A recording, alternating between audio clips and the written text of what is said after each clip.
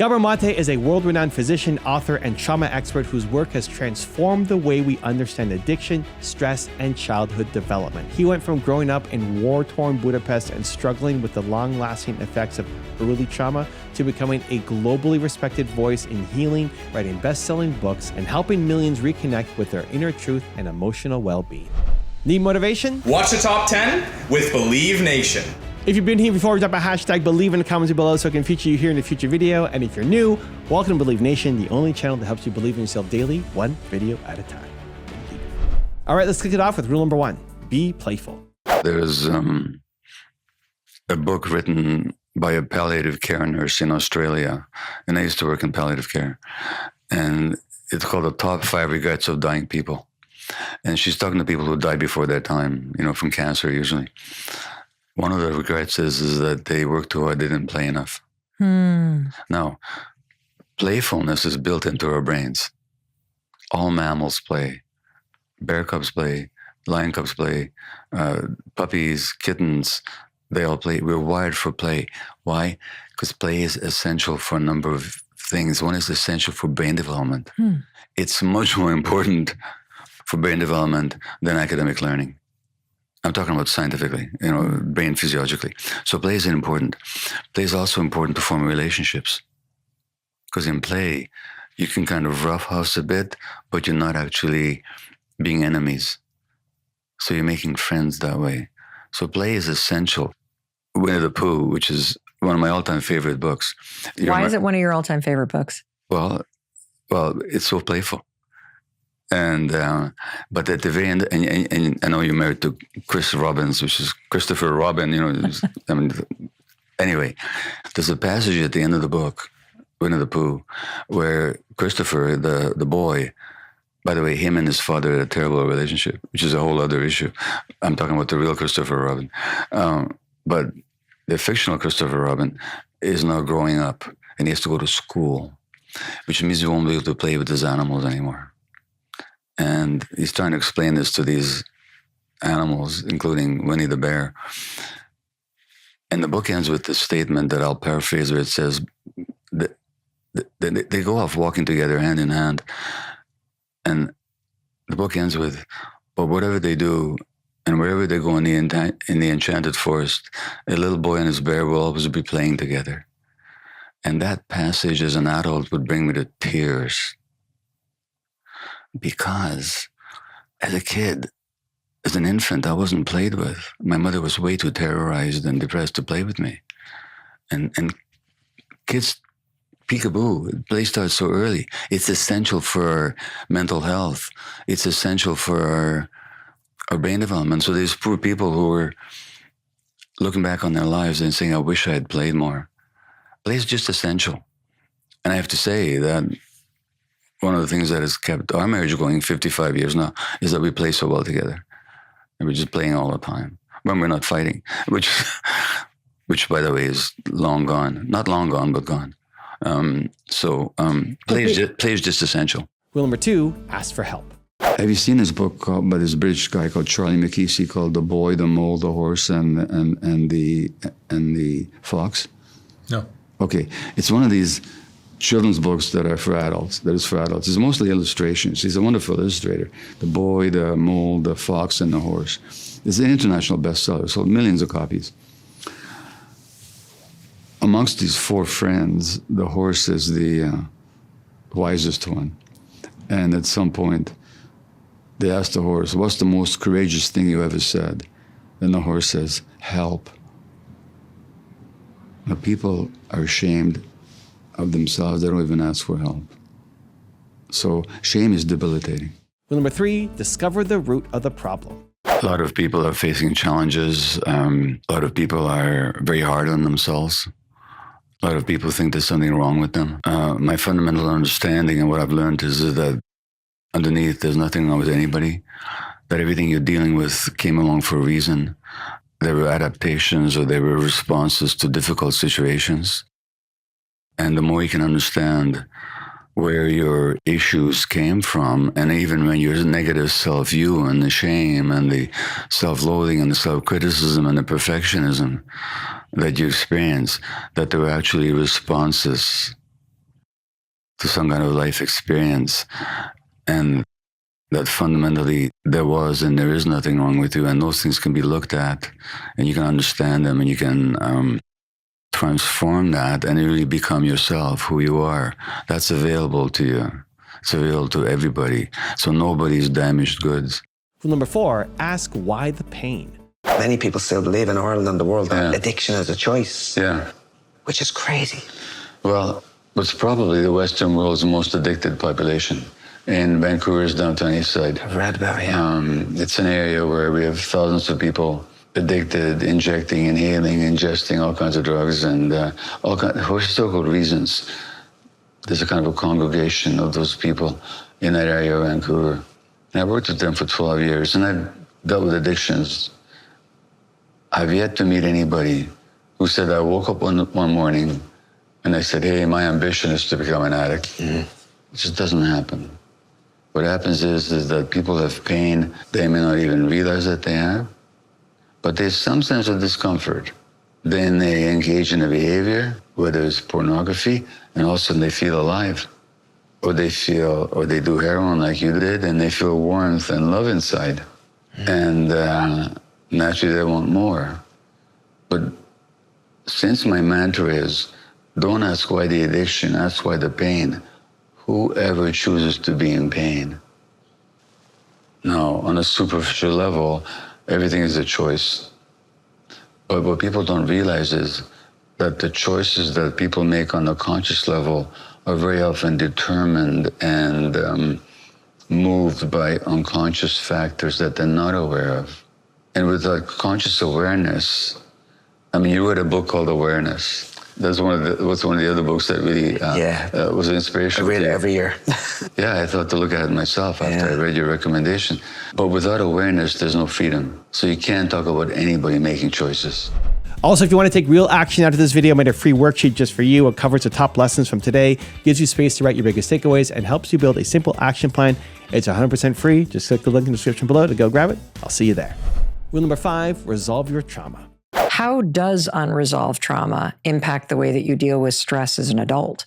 So, the body's stress regulation apparatus, which is physiological, it has to do with the connection between certain brain centers down to the adrenal gland, which is the stress gland, you might say.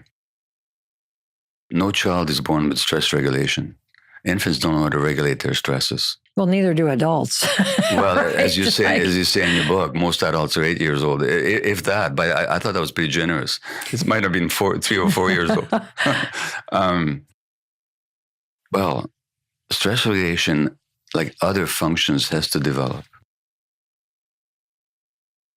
So that when something stressful happens, I know how to face it without being overwhelmed. And that depends on the development of these brain circuits and receptors for brain chemicals. Now, trauma interferes with the development of the body's stress regulation apparatus. So that become adults and we don't know how to handle stress. And then we seek escape. So one of the ways that people escape from stress is addictive behaviors. You know, for example, so if you talk about or talk to addicts, or I feel like at my own addictive behaviors, even if I go quote unquote sober for a while, and then I relapse, what usually happened is that I got stressed. And then I reached for that addictive outlet as a way of soothing my stress. So that's how it shows up. But physiologically, it shows up by a dysregulation of the body's stress regulation apparatus. So there's not just psychological, we're talking physiology here. And you've done these studies in laboratory animals where the way the mother handles that infant rat pup in the first few days of life will have an impact on the adult rat's capacity to handle stress. And if you take the rats, by the way, whose mothers don't handle them as well, and you put them with mothers who do, their brains develop normally. So it's not a genetic effect. It's what's called an epigenetic effect. It's the environment acting on the genes. Which is why we come back to your original point. No human being is damaged goods. No. That the good news is that if you can recognize that your response to stress and traumatic situations and overwhelming emotional situations is something that you can identify and change, that's what the opportunity is here in terms of being able to heal and resolve trauma. Absolutely. And especially if you begin by recognizing that it's not your fault. There's nothing wrong with you. Rule number 6, understand the definition of addiction. What I read about your stuff, what I see about your content, is a lot of people are lost based on trauma. And past traumas cause certain addictions or certain behaviors and routines that maybe are some healthy addictions or unhealthy addictions, but it seems to be like a lot of unhealthy addictions. Well, can I interrupt right there? Yes, please. No such thing as a healthy addiction. No such thing. If it's healthy, it's not an addiction. If it's an addiction, it's not healthy. There are passions, there are habits that are healthy, but they're not addictions. I define, like working out. Like well, that can be an addiction, or it can be healthy. Right. Like eating can be healthy, or it could be an addiction. I define addiction as any behavior in which a person finds temporary pleasure or relief and therefore craves, but then suffers negative consequences and cannot give it up. So if you're suffering negative consequences, so it's craving relief, pleasure in the short term, harm in the long term, inability to give it up, that's what an addiction is. Now, if you have a behavior that's ongoing, but it has no negative consequences, it's not an addiction. It's a passion, it's a pleasure, it's a habit. It's a healthy habit. It's a healthy habit. So for me, it's not an addiction. And also, a healthy habit, a person, if it no longer works for them, they can give it up. So for me, there's no healthy addiction. There's no healthy addiction. Yeah, in fact, the word addiction comes from a word for slavery. So there's no healthy slavery. Interesting. So addiction, what is the root of addiction? The word? Yeah. So in Roman times, an addictus was somebody who was assigned to another person to serve them because they owed them money and they couldn't pay it back. An addictus. Yeah, addictus was like a indentured slave who had to work off the debt. So that's what the word actually comes from, is slavery, is a form of slavery. So if you're addicted to something, you are a slave to that craving. Absolutely, absolutely. You have no choice. You can. A slave has no choice. Rule number 7, have the courage to be yourself. If I am always being a nice guy so that you will like me, but inside I'm feeling all these emotions that I'm not sharing with you, that's pretty lonely. Even though you might like me because I'm showing you this nice side of myself. Right, that's not really me. That's not me. There was a study done in Australia, or at least I used to work in palliative care as a doctor, looking after dying people. In Australia, there was a palliative care nurse who wrote a book called The Top 5 Regrets of Dying People. These were people that were dying before their time, like I used to look after, of cancer or chronic neurological illness. You know what the top regret of dying people was? That they didn't have the courage to be themselves. And the third top regret was that they didn't have the courage to express their emotions. They pretended to be happy when they were not, and so on. So the question for the rest of us is, do we want to wait till some terminal illness wakes us up? Or should we just confront the fact that in so many ways we're afraid to be authentic because we're so afraid of being rejected? And as children, we didn't have much choice. As adults, can we develop that freedom to be ourselves? Rule number 8, focus on the present. I think sometimes people get so stuck in healing their past, and that becomes like the main focus of their life, that they don't focus on the future at all, which is what they really need to work on to better themselves. Actually, no. It's not a question of working on the future or the past. It's working on the present. Because here's the deal. Trauma is not what happened to us. Trauma is what happened inside us as a result of what happened to us. So for reasons I explain in the book, I got the message in the first year of my life that I wasn't wanted. Okay? The trauma is not the war and the genocide amidst which I spent my first year. That wasn't the trauma. Those were the traumatic events. The trauma was the wound, which is in my belief that I wasn't wanted and I'm not worthy. That's the trauma. But that's the good news. Because if the trauma was what happened to me, that was 78 years ago. It's over and done with. I can't change the past. I'll never not have been born as a Jewish infant under Nazi occupation. That'll never not have happened. Whatever happened to you, that'll never not have happened. But if the trauma is my belief that I'm not worthy. I can heal that in the present. And healing the present. So it's not a question of changing the past. It's a question of changing your relationship to the past in the present moment. So I could be embittered, and believe me, I have been, about the death of my grandparents in Auschwitz. I could be embittered about my infancy, and believe me, I have been. Or I could be damn grateful that I survived and have been able to pursue work and relationships that have been so meaningful to me. But it all depends on which angle I'm looking at it from. As long as I'm looking at it from a traumatic angle, I'm just embittered and despondent. I can't change the past, but I can change the present. Now, needless to say, I'm not giving you a formula. I'm just telling you my personal story.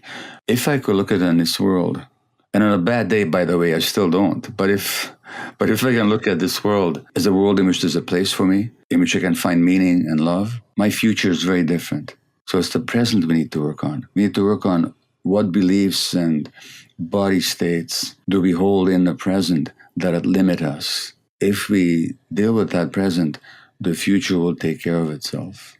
Number 9, express anger. The suppression, the repression of healthy anger is a major risk factor for illness. It actually suppresses the immune system for reasons I will tell you later. So there's basically 3 ways of dealing with anger. One is to repress it, like this woman did. So these are the people that are always nice. You know, they're always nice. I worry about really nice people.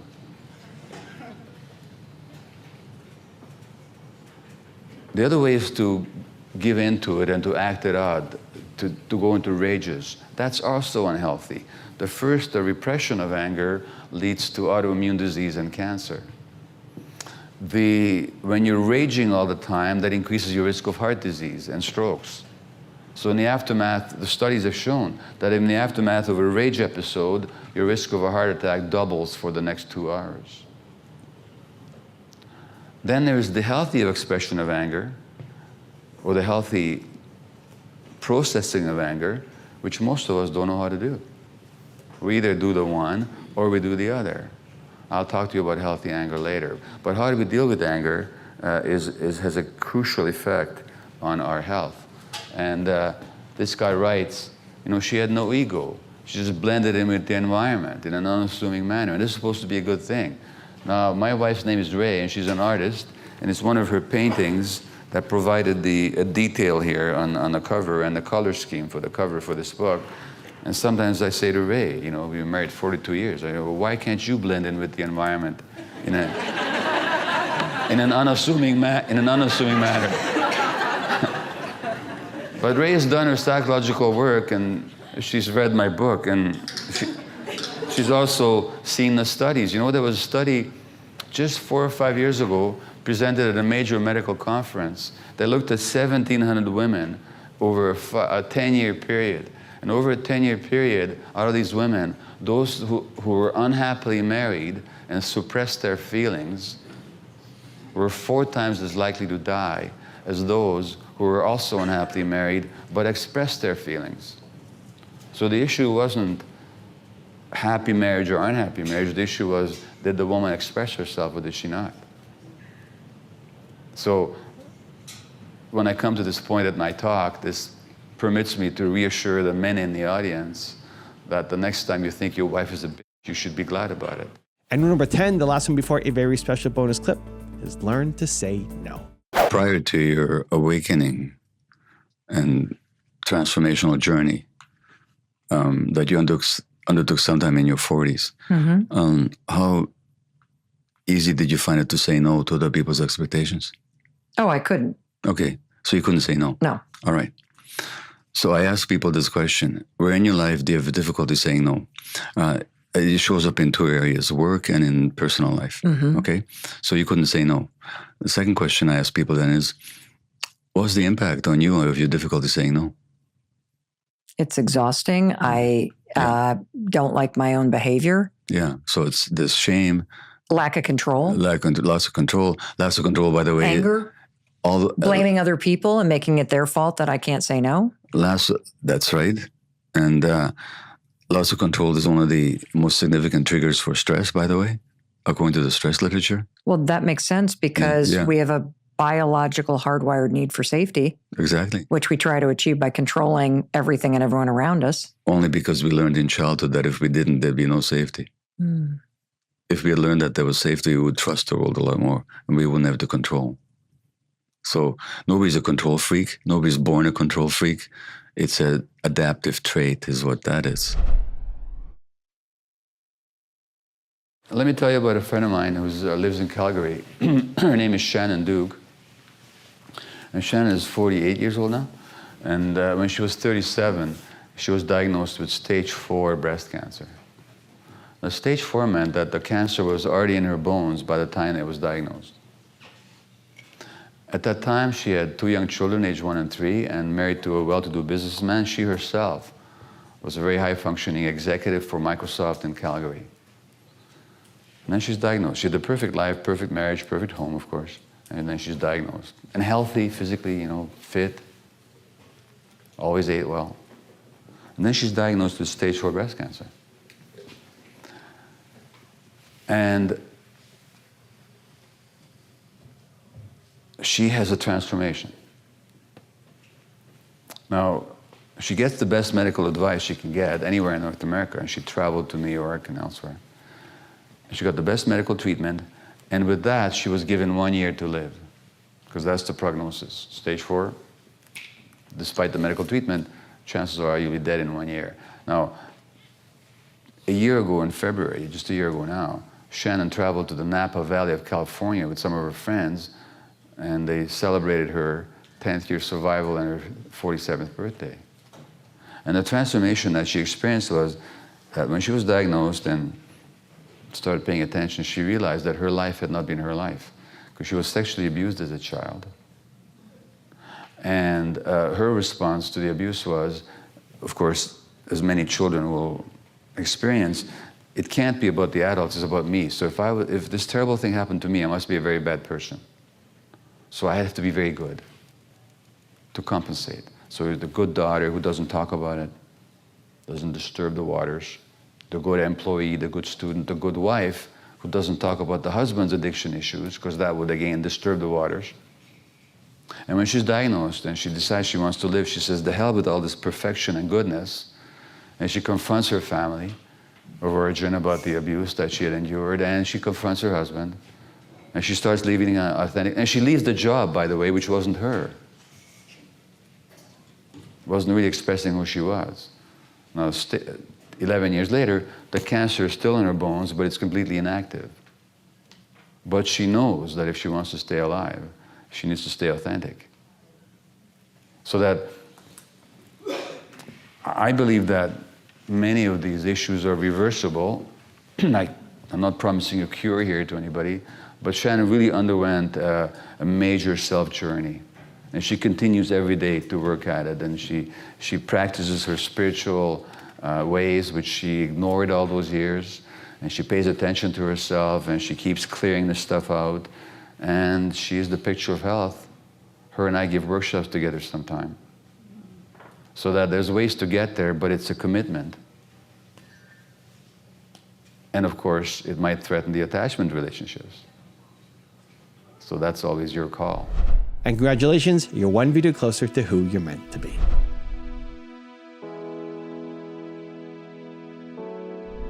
For 10 more amazing rules from Andrew Huberman, check the video right there next to me. I think you'll love it.